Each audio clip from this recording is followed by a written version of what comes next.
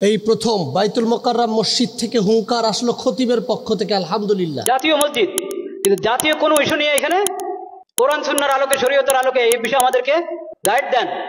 এই কথা বলার জন্য এখানে কেউ আসে না, আসে শুধু পানি পড়ার জন্য।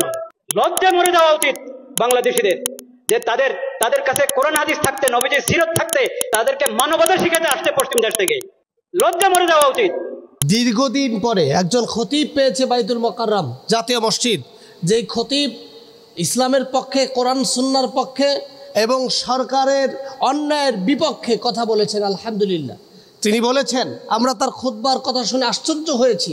এমন খতিব এর আগে বাইতুল মোকাররম সর্বশেষ কবে দেখেছিল আমরা জানি না। তিনি বলেছেন, এদেশের মুসলমানদের লজ্জায় মরে যাওয়া উচিত, এই জন্য যে যাদের কাছে কোরআন হাদিস আছে, কোরআন সুন্নাহ আছে, অথচ তারা পশ্চিমা বিশ্বের কাছ থেকে শান্তির বার্তা গ্রহণ করতে চায়। নাউজুবিল্লাহি মিন যালিক।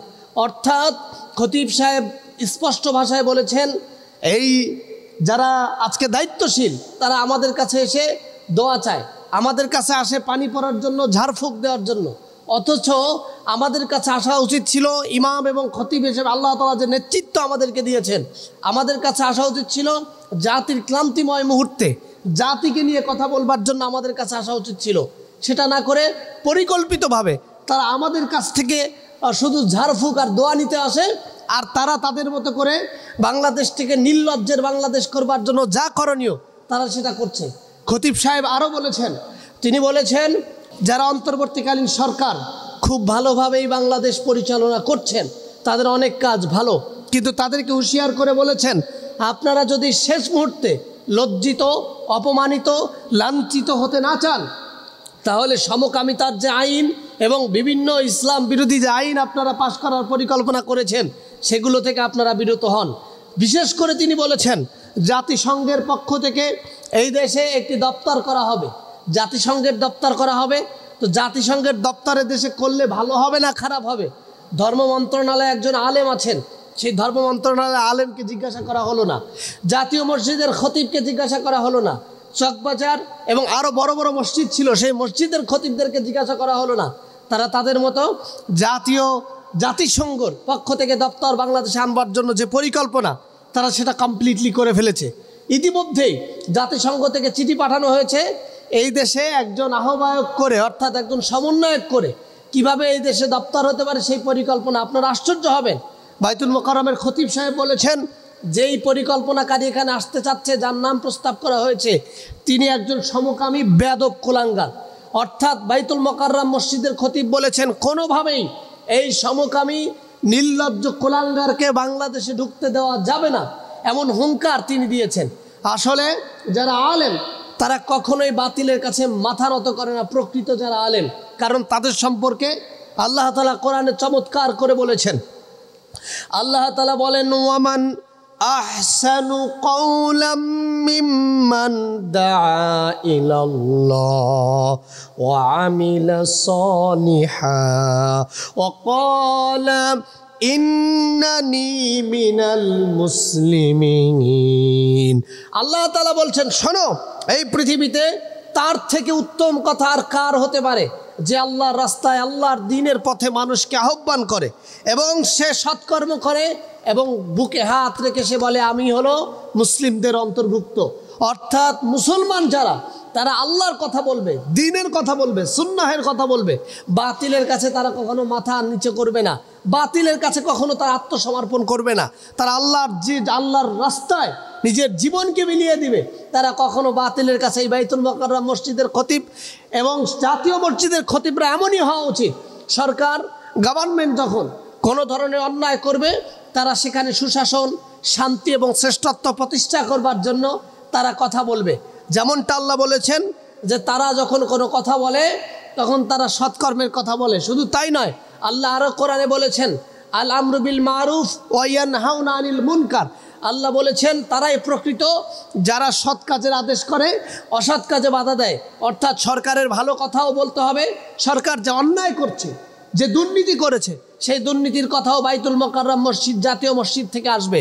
তেমনই একজন খতিব, আমাদের ভালোবাসার হৃদস্পন্দন, আমাদের হৃদয়ের কলিজার টুকরা মুফতি আব্দুল মালিক দামাত বারকাতুহুম আলিয়া, তিনি কথা বলেছেন। এভাবে করে যদি সমস্ত মসজিদের খতিবেরা কথা বলে যে সরকার আপনি সাবধানতা অবলম্বন করুন, আপনি পরিকল্পিতভাবে আমার দেশকে সমকামী করবার জন্য যে এই পরিকল্পনা করেছেন, আপনার কিছু নির্লজ্জ উপদেষ্টাদেরকে নিয়ে আপনারা সতর্কিত হন, না লজ্জিত হবেন।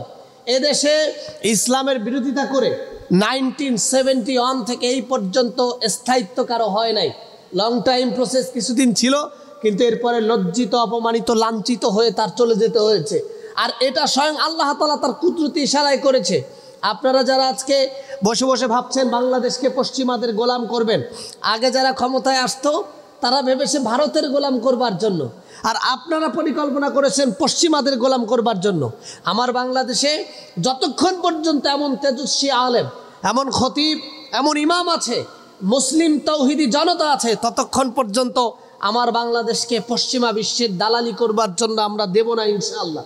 আমাদের স্পষ্ট বার্তা, খতিব সাহেব বাইতুল মোকাররমে যা বলেছেন আমরা সকলে একমত। আমরা দৃষ্টতার সহিত সরকারকে বলবো, সরকার এমন কোনো দুঃসাহস দেখাবেন না যেই দুঃসাহসের মাধ্যমে বাংলাদেশে বিশৃঙ্খলা সৃষ্টি হয়। এমন কোনো দুঃসাহস দেখাবেন না যার মাধ্যমে এই বাংলাদেশে আপনারা অপমান, লাঞ্ছিত হন। এমন কোনো দুঃসাহস দেখাবেন না যে দুঃসাহসের কারণে বাংলাদেশের মুসলমান তাওহীদি জনতার হৃদয়ে কঠিনভাবে আঘাত আনে। আমরা বারবার বলেছি, আমরা আল্লাহ এবং তার রাসূল সাল্লাল্লাহু আলাইহি ওয়াসাল্লামের গোলাম। আমরা রাসূলের আদর্শের বাইরে পৃথিবীর কারো আদর্শ মানতে চাই না। আপনারা পশ্চিমা বিশ্বের আদর্শের গোলাম, কেউ আবার ভারতের আদর্শের গোলাম, কেউ আবার বাংলাদেশের নেতৃত্বের নেতার আদর্শের গোলাম। কিন্তু আমাদের নেতা একজন, তিনি হলেন সৈয়দুনা নবিউনা মুহাম্মদুর রাসূলুল্লাহ সাল্লাল্লাহু আলাইহি ওয়াসাল্লাম, যার সম্পর্কে আল্লাহ তাআলা কোরআনে বলেছেন, লাকাদ কানা লাকুম ফি রাসূলিল্লাহি উসওয়াতুন হাসানা। আমার কাছে যদি আদর্শ থাকে, শ্রেষ্ঠত্ব থাকে, তাহলে আমি পয়গম্বর মুহাম্মদুর রাসূলুল্লাহ সাল্লাল্লাহু আলাইহি ওয়াসাল্লামের আদর্শকে অনুসরণ করব, কারণ আল্লাহ তাআলা আমাকে এটা নির্দেশ দিয়েছেন। এটা আমার জন্য ফরজ, আর ফরজ ইবাদতকে আপনারা আমার থেকে কেড়ে নিতে পারবেন না। সুতরাং সরকারকে বলবো, আপনাদের বিশেষভাবে অনুরোধ করব, আপনারা জাতীয়ভাবে এই মানুষের কল্যাণের সরকার, আপনাদেরকে এই মানুষ জনগণ দায়িত্ব দিয়েছে বিপ্লবের মাধ্যমে। আপনাদের ধর্ম মন্ত্রণালয়ে একজন ধর্মমন্ত্রী আছেন, যিনি আলহামদুলিল্লাহ আলেম, কোরআন সুন্নাহর আলেম। আপনারা তার কাছে জাতের কোনো বিষয়ে পরামর্শ নেন না, তাকে ডাকেন না। ধর্মের ইস্যুতে কোনটা সমস্যার, কোনটা অসুবিধা, সেটা নিয়ে কথা বলেন না। আপনারা মন গড়া যা খুশি তাই করছেন। তাহলে এই ধর্ম মন্ত্রণালয়ের দাম কি? এই ধর্ম মন্ত্রণালয়ের কাজ কি? ধর্ম মন্ত্রণালয়ে বসেছে শুধু ধর্মের মসজিদ, মাদ্রাসা, গির্জা পরিচালনা করবার জন্য, বরং ধর্ম মন্ত্রণালয়ের কাজই হলো ধর্মীয় ইস্যুতে আঘাত লাগে এমন কোনো কাজ যদি কোনো সরকার করে, সে ধর্ম মন্ত্রণালয়ের সাথে পরামর্শ করবে, তিনি সিদ্ধান্ত গ্রহণ করবে যে এই কাজটা ভালো হয় নাকি খারাপ হয়। এর জন্য যারা আলেম তাদের সাথে আপনাদের সুসম্পর্ক তৈরি করতে হবে, যারা খতিব তাদের সাথে আপনাদের সুসম্পর্ক তৈরি করতে হবে। শান্তি আর শ্রেষ্ঠত্বের পথে আপনাদেরকে এগিয়ে আসতে হবে। আপনারা যদি নির্লজ্জ, বেহায়াপানার মতো ইসলাম এবং কোরআন সুন্নাহর বাহিরে গিয়ে আপনারা যদি পশ্চিমা আদর্শ, দেখুন না পশ্চিমা বিশ্বের কোনো দেশ ভালো নাই, শান্তিতে নাই। তারা পশ্চিমা বিশ্ব যেই দেশের সাথে লাগছে, সেই দেশকে ধ্বংস না করা পর্যন্ত পশ্চিমা বিশ্ব থামে নাই। এই যে জাতিসংঘ যাদেরকে আজকে শান্তির বার্তার জন্য এই দেশে দপ্তর করতে চাওয়া হচ্ছে, এই জাতিসংঘ সেও একটা পুতুল, তারা দেশের জন্য কিছু করতে পারছে না। ইসরায়েল ইরানে হামলা চালায়, জাতিসংঘ একটা বিবৃতি দিয়ে চুপচাপ। ইসরায়েল ফিলিস্তিনে মানবতাহীন মানুষগুলোকে যেভাবে হত্যা করেছে, গাজায় যেভাবে হত্যা করেছে, সেখানে জাতিসংঘের কোনো ভূমিকা নাই। চীনে উইঘুরে মুসলমানদেরকে যেভাবে হত্যা করা হয়েছে, জাতিসংঘের বিবৃতি নাই। ভারতে মুসলমানদের উপরে যেভাবে জুলুম আর নির্যাতন করা হচ্ছে, সেখানে ও জাতিসংঘের কোনো বিবৃতি নাই। জাতিসংঘ মুসলমানদের শান্তির বার্তা দিতে এসেছে, পৃথিবী উল্টে গেল। মুসলমানদের শান্তির বার্তা কখনো পশ্চিমা বিশ্বের কাছ থেকে আসতে পারে না। মুসলমানদের শান্তির বার্তা একমাত্র আল্লাহ তাআলার পক্ষ থেকে বান্দার উপরে নাজিলকৃত। লা তাকনাতু মির রাহমাতিল্লাহ। বান্দা যদি আল্লাহর রহমত থেকে নৈরাশ না হয়, তাহলে মুসলমানদের জন্য আল্লাহ তাআলাই যথেষ্ট। সুতরাং আমরা স্পষ্ট বার্তায় বলবো, আপনারা যারা দায়িত্বশীল আছেন, দায়িত্ব পালন করছেন, খুব ভালো কথা।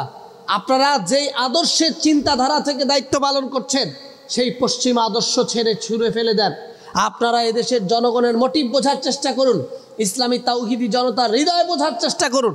আপনারাও যদি গতানুগতিক ক্ষমতায় থাকবার জন্য নোংরামি আর ভ্রষ্টামি করার চেষ্টা করেন, আপনারাও লজ্জিত হবেন, অপমানিত হবেন। এদেশের তাওহীদি জনতা আপনাদেরকে খুব সহজে ছেড়ে দিবে না। সুতরাং আমি আনন্দের চিত্তে এবং হৃদয়ের আকুত ভয় পূর্বে বলছি, বাইতুল মোকাররম মসজিদ থেকে খতিব সাহেব যে খুতবা দিয়েছেন, এই খুতবা ছিল বাংলাদেশের 20 কোটি মানুষের হৃদয়ের খুতবা। তিনি যে খুতবায় যা ঘোষণা করেছেন, এদেশে আহমরি তাওহীদি জনতার হৃদয়ের কথা এটি। কোনোভাবেই জাতিসংঘের দপ্তর এদেশে হবে না। আর এদেশে জাতিসংঘের দপ্তর হলেও কোনো কুলাঙ্গার, সমকামী, নষ্ট ভ্রষ্টা কেউ আমার দেশে এসে কোনোভাবেই এই দেশে অন্যায়, অবিচার আর সমকামিতার আইন পাস করতে পারবে না। আর সমকামী কোনো কুলাঙ্গারকে দেশে ঢুকতেও দেওয়া হবে না। আল্লাহ তাআলা আমাদেরকে শক্তিশালী মনোবল নিয়ে এই সমস্ত অন্যায়ের বিরুদ্ধে লড়ে যাওয়ার তৌফিক দান করুক। আমিন।